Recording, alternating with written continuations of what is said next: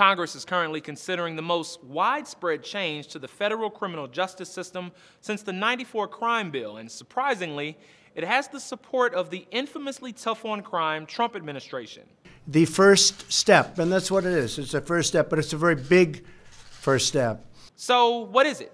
The First Step Act is a sentencing and prison reform bill. It deals specifically with federal inmates who make up just under 10% of America's prison population. Some of the reforms include mandating that inmates be held within 500 miles of their family, giving inmates an official form of ID before they are released, outlawing the shackling of pregnant women in federal prisons, trading days off of prison sentences for participation in training and educational programs, and several other measures. You know, I think the criminal justice system really does have an impact on everybody. Jessica Sloan is the national director and co-founder of Cut 50, a prison reform initiative that has been lobbying to get the First Step Act to President Trump's desk. When the First Step Act passed in the U.S. House of Representatives back in May, there were several prominent politicians and civil rights organizations who opposed the bill for one reason or another.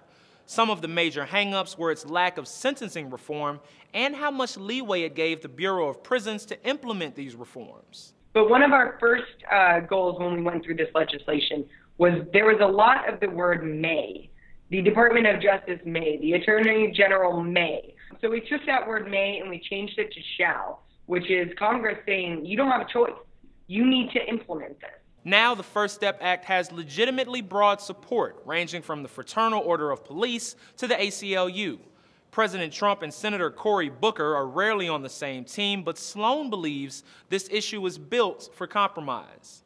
There's 60 to 70 million Americans with criminal records, and right now there's 2.2 million people who are actually incarcerated and their families out there in the community who are trying to make it day to day. So I think that's the starting point, is common pain, right? So once you have common pain, you have some common purpose. The reform bill now falls at Senate Majority Leader Mitch McConnell's feet, who's been very skeptical about bringing this bill to the floor. Do you think this can survive if it doesn't get a vote this session?